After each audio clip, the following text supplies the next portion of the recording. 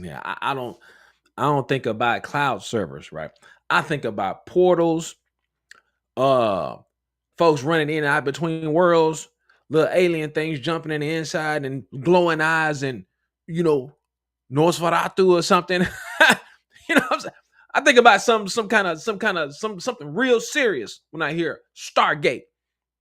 I think this is really funny that we got a project called Stargate that's going to include all the top AI influencers, AI infrastructure gatekeepers, all that and more on today's episode of Demystifying AI for the small business owner.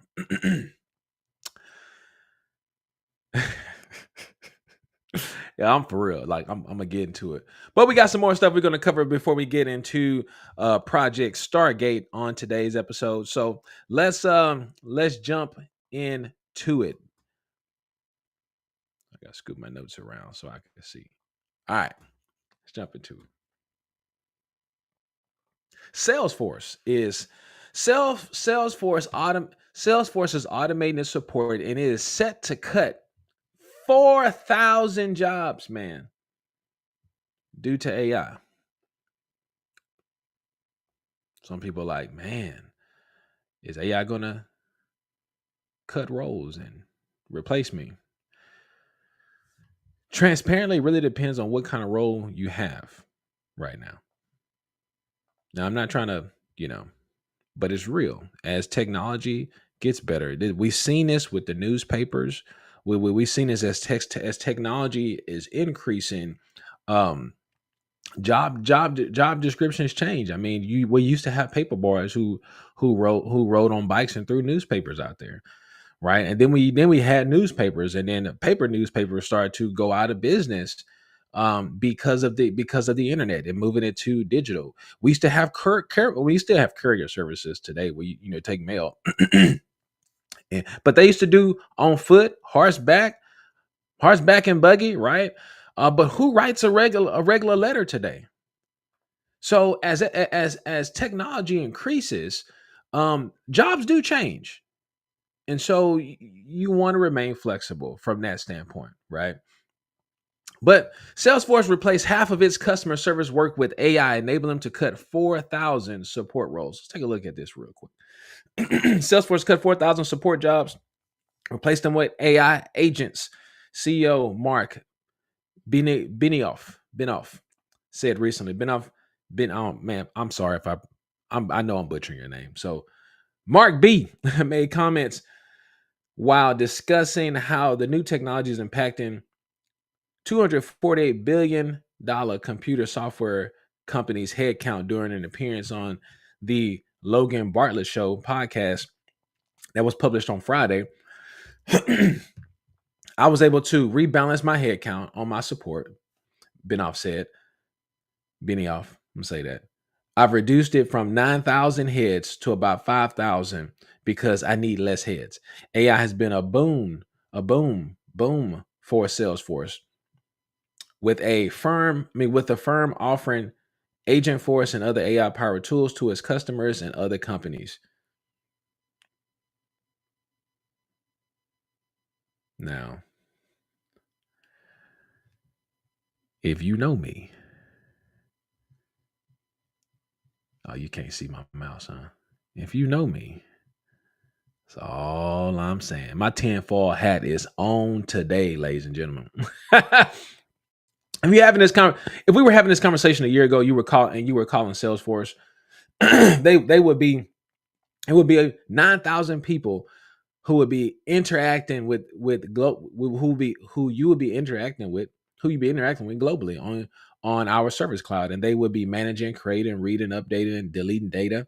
He said, adding that those same interactions are still happening today, but 50% are with the agents and 50% are with humans. Benioff said that he doesn't see managing a workforce that combines humans and AI agents as some nightmarish future, right? And not some. I don't think it's a dystopian. I don't think it's dystopian at all. This is reality, at least for me. Salesforce provided Fox data. Okay, yeah. Salesforce provided Fox Business Digital with the following statement when asked about Benioff's remarks. At the start of the year, we deployed help.agentforce.com. The statement said, because of the benefits and efficiencies of Agent Force, we've seen the number of support cases we handle decline, and we no longer need to actively backfill support engineer roles. We've successfully redeployed hundreds of employees into other areas like professional services, sales, and customer successes. Benioff remarks come just after because comes months just after he told Bloomberg that AI is doing 30% is doing 30% to 50% of the work at Salesforce now. Benioff said at the time that these areas in the company has been using AI to automate include engineering, coding, and customer service tasks. So if you want to see what's on the chopping block there, you got engineering, coding, and customer service tasks. But what does that mean? I mean, honestly, like for real, like what does that really mean? That means that as AI is taking um mundane task, and this is something that I've been talking about the last couple of episodes, if you go back and watch them. But it's just leveraging AI to remove redundant task, and especially if it's a simple answer, right? If it's a simple update. Complex things get a little bit more, get a little bit more challenge. It takes a little bit more roundness and more, complex engineering to put together those processes, but can be done. Um, this is what AI is helping to do. So if you're a small business owner, what does that mean to you, right? That means you can leverage AI to to replace some of those mundane tasks. Like, and if you have a big customer support staff, or you hiring virtual agents, all over the place, AI could help you reduce that and get effective answers, get quality responses, and get 100% accurate data, because it's asking and recording the right information. It's not mistyping. It's not doing any of that stuff, right? Um, now, like any good company, oh, sorry, like any good company, I do like the fact that okay, so that they have from 9,000 to 5,000. That's a lot of people, but some were able to be relocated to other areas of the business. When you have a company that big, that's what you do. So it allows you to really take out the loose ends, keep what's the best, and apply that skill set to other areas of the business to improve those areas of the business, right? I've seen it in corporate America. Now, do I like it? Am I a fan of it? It's just business, and I don't mean for it to come across mean. Like, I'm serious. I don't mean for it to come across mean. Um, it's just the reality, And so if I shift the conversation here just a little bit, if I shift the conversation just a little bit, this is why it's important that you level up your skill sets and that you always stay marketable for opportunity, right? We see we see where the market is going. The number two job request on LinkedIn right now is AI consultants, it's AI engineers, AI everything. Can you consult my company on AI?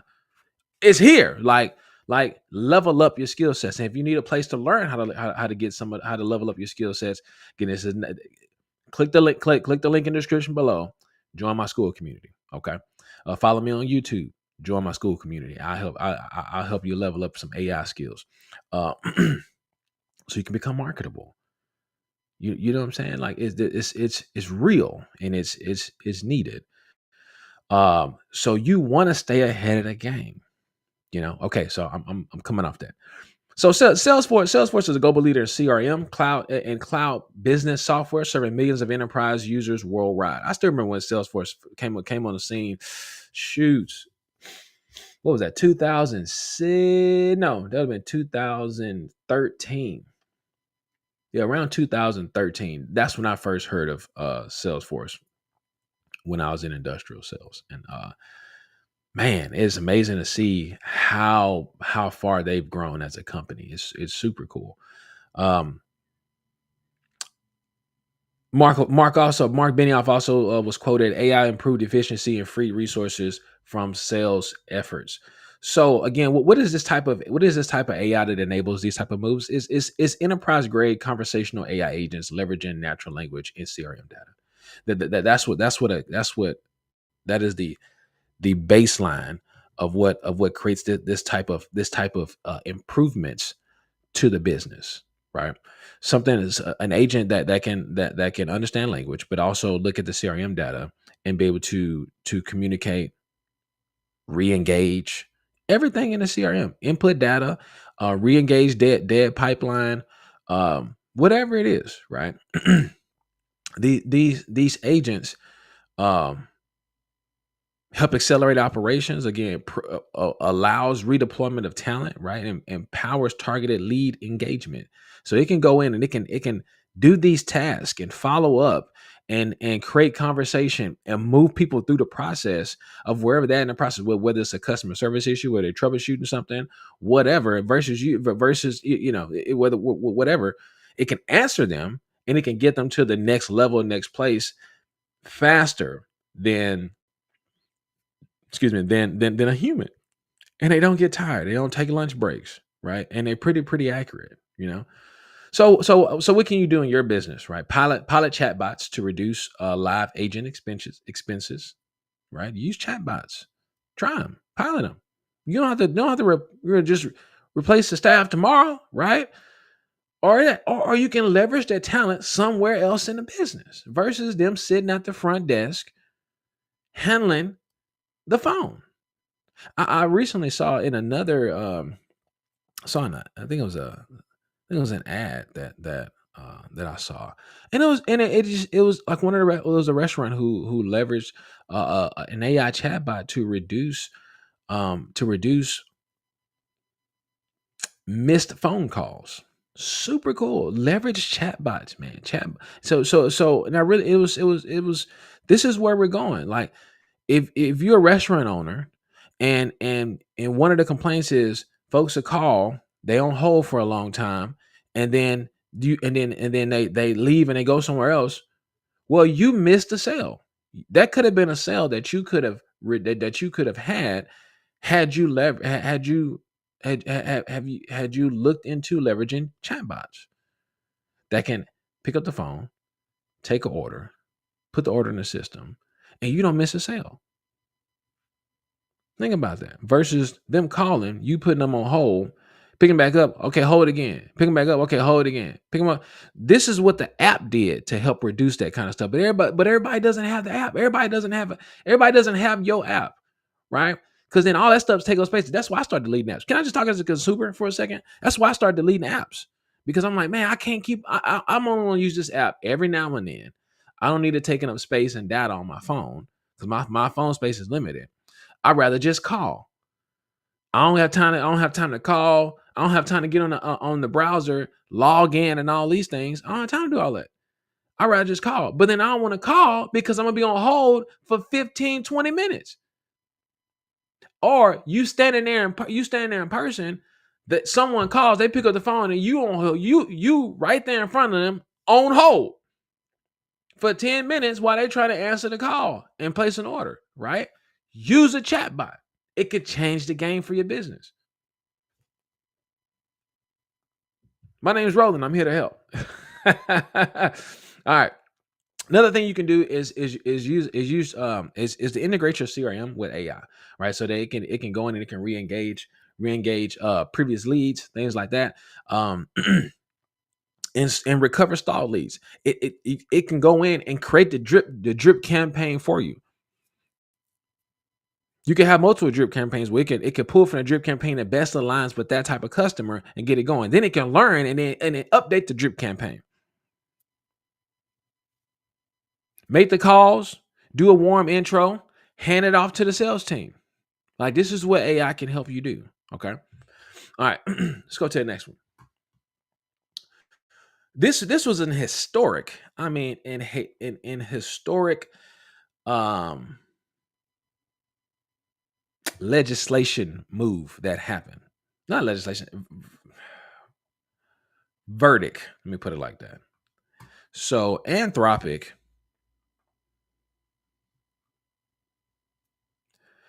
is to pay $1.5 billion to authors over copyright issues. So this is a landmark settlement that Anthropic agreed to pay $1.5 billion to authors for alleged use of pirated books in AI model training. So Anthropic is an OpenAI competitor focusing on safe enterprise large language models for business and consumer apps. Okay, this is what Anthropic is. Let's look at this. This is hot off the press, y'all. This happened Friday. Artificial intelligence company Anthropic has agreed to pay $1.5 billion to settle a class action lawsuit by book authors who say the company took pirated copies of their works to train its chatbot. The landmark settlement, if approved by a judge as soon as Monday, could mark a turning point in legal battles between AI companies and writers and visual artists and other creative professionals who accuse them of copyright infringement. The company has agreed. Man, the company has agreed to pay authors about $3,000 each for an estimated 500,000 books covered by the settlement. As best as we can tell, it's the largest copyright recovery ever, said Justin Nelson, a lawyer for the authors. It's the first of its kind in the AI era. Things are changing rapidly, y'all. Rapidly. A trio of authors, thriller novelist Andrea Bartz and nonfiction writers Charles Graybar and Kirk Wallace Johnson sued last year and now represent a broader group of writers and publishers whose books Anthropic downloaded to train its chatbot Claude. Federal judge dealt the case. Man, what happened?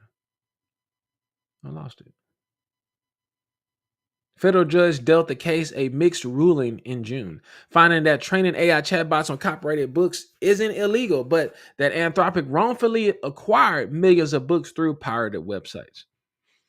If Anthropic had not settled, experts say losing the case after a scheduled December trial could have cost San Francisco-based company even more money. We're looking at a strong possibility of multiple billions of dollars, enough to potentially cripple or even put Anthropic out of business, said William Long, a legal analyst of Walter Kluwer. U.S. District Judge William Alsup of San Francisco has scheduled a Monday hearing to review the settlement terms. Anthropic said in a statement Friday that the settlement, if approved, will resolve plaintiffs' remaining.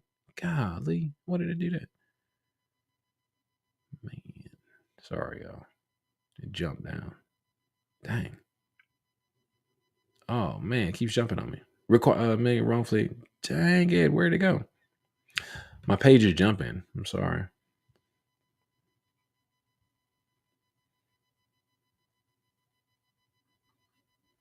Okay. Anthropic said in a statement Friday that it will resolve plaintiffs' remaining legacy claims. We remain committed to developing a safe AI system that help people and organizations extend their capabilities, advance scientific discovery, and solve complex problems, said Aparna Sridhar. I don't know how to say that. I'm sorry. The company's deputy general counsel. As part of the settlement, the company has also agreed to destroy the original book files it downloaded. Books are known to be important sources of data. In essence, billions of words carefully strung together that are needed to build the AI large language models behind chatbots like Anthropic's Claude and chief rival OpenAI's ChatGPT. Very interesting. So we talk about large. So what does kind of mean when we talk about large language models? They it looks at language to understand what language sounds like and what it is, right?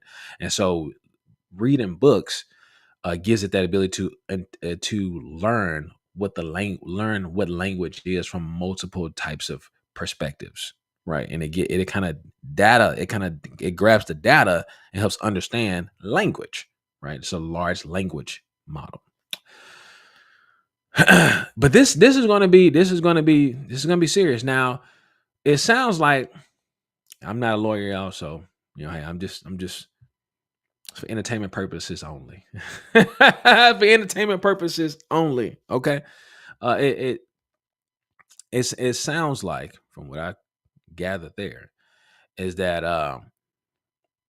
the problem was that it pulled these books from pirated sources versus l- legitimate sources. And they're basically doing, it sounds like they're doing this out of goodwill. You know what I'm saying? Versus dragging it out a couple more months and then costing it even more money just to say that they're right. So how we look at AI is getting adjusted. Like, this is what happens when this is something. This is the wild, wild west, man. It is new, and so trying to understand what's considered legal to mine and what's not is going to, it takes stuff like this for it to figure out guardrails. Unfortunately, Anthropic was the first one to get hit with it, right? At least it seems like. I'm not 100% sure. I'm going to really dive into some. See, there's some stuff out there with OpenAI, its rival. If they got some things going on too in the background, that lawsuits they fighting of the same nature. I'm not sure. I have to look into that. But what does this mean, right? This is talking about higher compliance and legal risk and transparency standards for AI vendors and buyers. The It's creating guardrails for AI and understanding. Okay, would this be considered illegal? Would this be considered legal? Will we need to check off on some things or not? Right. Um, we've seen something very similar with YouTube a couple of years ago when it got slammed about marketing to kids, and so YouTube had to figure out some sort of guardrails to put in there over kid viewership, right? And so for us creators on YouTube, we have to either let them know that this video is made intently for kids or not intently for kids. Okay. Um, Guardrails. I mean that's what we're talking about. We're talking about creating guardrails. Um, I think it's very interesting. Let's go to the next one. This is probably gonna be my favorite one of all. So get ready. Put your put your hats on. All right, here we go. So the US president Trump announces $500 billion AI infrastructure investment. OpenAI, SoftBank, Oracle unveil $100 billion Stargate AI venture. Now, when I hear Stargate, I'm reminded of my favorite show on Sci-Fi. My wife and I still watch still watch Stargate today because it's like a million. It's kind of like Smallville. They got like 50 seasons, so you can just binge watch Stargate, and then they got like all these different variations of Stargate, right? So kind of like Power Rangers, right? You had Power Rangers, and then they start you had Mighty Morphin Power Rangers, Space Rangers, and all other kind of Xenon and Zorgs, and uh, it's the nerd in me, y'all. So it's the nerd in me. But the fact they call it Stargate, though, man. Come on, who with me? The fact they call it Stargate, I don't know, man. I don't know why they call it Stargate. This is fishy to me, man. I don't know. Was Stargate kind of a precursor to AI stuff going on? I don't know, man. I don't know. But so OpenAI, SoftBank, Oracle, they rank among the world's most powerful AI cloud and tech investors and operators. Okay. Um, Larry Ellison, Stargate will power the next generation of AI. So three major companies have announced that they will form a new company to expand artificial intelligence infrastructure in the United States. OpenAI, Sam Altman, SoftBank CEO Masayoshi Son, and Oracle chairman Larry Ellison gathered at the White House with President Donald Trump to unveil this. This was late July. Okay. But I couldn't resist Stargate, man. I had to just bring this to the light if you haven't heard about it. Okay.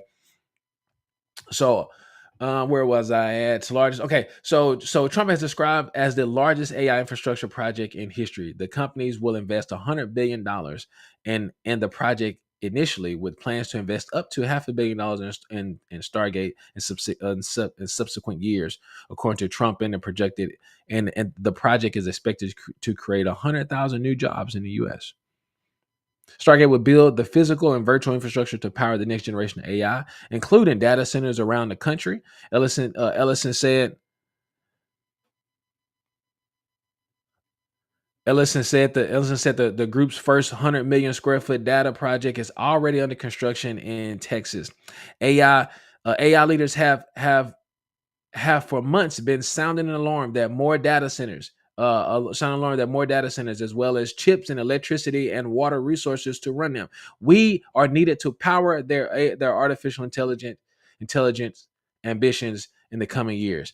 Okay, I'm trying. I'm trying, y'all. Listen, if you don't know me, I'm here to. I'm trying. I'm trying. But I cannot help. I cannot help but think Matrix, right? Cause it's just the Matrix. Like, I gotta just have some fun with this, y'all, because this is just how I am. I gotta have fun. It's like the Matrix. I hope I ain't too loud for the mic. It's like the Matrix, man. Then the bots, like the robots, was like harvesting humans so it could have power to control the AI virtual world.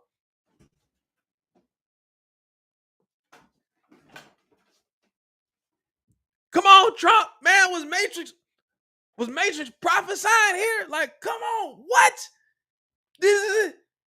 To new data centers, and then the AI was like, you know what? Instead of nuclear, coal, water, wind, solar, you know who has electrical power? Humans. And it started harvesting humans and putting it in the matrix, right? Putting it in the matrix so that they could have power for the machines in unlimited power, right? And then there was a few people who were still around in the actual living world, but everybody else in the matrix was a battery for the machines.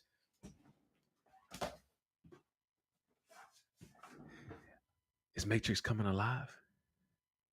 Oh, snap, son. This is wild. Okay. I had to, y'all. I had to. It's my first time actually reading the whole article, but yo, man, that's wild. Okay. All right. Let me get back. I'm sorry. I just kind of got sidetracked there. And then they calling the project Stargate. Stargate and Matrix. Like, come on. Where's Neo? Neo, come back. Okay. Red pill, blue pill. Take the red pill, Neo. See how far the rabbit hole goes. Okay. All right. So here's the deal. Now my real estate kick in. I ain't gonna lie, my real estate kick in right here, y'all. So if you don't know, I'm a real estate agent here in Texas. If you're looking to buy if you're looking to buy residential, even commercial, make sure you give me a shout. Because here's the deal: these regional data centers, there's some early adoption that's happening, right? Like Houston. This ain't even my notes, but I'm just going to Houston.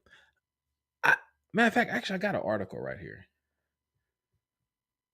Watch this. I wouldn't even want to talk about this today, but I am going to talk about it now. Houston. So beyond distribution warehouses, how AI manufacturers redefine Houston's industrial landscape. So, Houston is known for oil and gas, right? It takes a lot of power and infrastructure to run a plant. To run a plant. It takes a lot of power. And then it takes a lot of cooling as well. Now we have companies in Houston that specialize in building our data centers. Matter of fact, we have several industrial data centers around Houston, which is super cool. You most people don't even know because you just kind of see the building. But I worked with companies when I was in industrial space. I worked with companies who built the physical buildings to house data centers. And I was like, what? Yeah, like 1 million square feet of data of CPUs, big old CPUs. They need AC. They need to be able to cool. They need cooling towers. They need the whole gamut. The same thing. There's the same kind of stuff that's needed to run a power plant, right? That is generating power, cooling hot water, making water hot, cooling it down, all those things. Like for refrigerant, they need all that stuff. Like they need all that infrastructure to create power to do all the things a plant needs to operate. Well, Houston's been posed for that. And so Houston is actually positioned itself, not even knowing, position itself to be a great spot to build data centers because we already have the regional infrastructure to send a lot of power to a building. I think that's super cool. So if you're looking for a spot, if you're looking for a place to rent commercially, give me a shout. I can help you. I can help you find a spot. You have a data center startup. You have something you want to do. Hey, give me a shout. All my contact information in the description below. I help you out. So you want to watch for regional data centers. Well, let me just hit this article for a second. Okay. So Houston Industrial, from petrochem to high tech. For decades, Houston's industrial history has been defined by petrochemical adjacent and logistics linked to the port of Houston. But a new wave of demand is emerging. This was the September this month. One powered not by energy commodities, but by artificial intelligence. With Apple, NVIDIA, and Foxconn investing heavily in AI server factories and supercomputing facilities in Houston, the city is beginning to reshape its industrial base. The shift could mark one of the most significant evolutions for the region since the petrochem boom, since the oil boom, baby.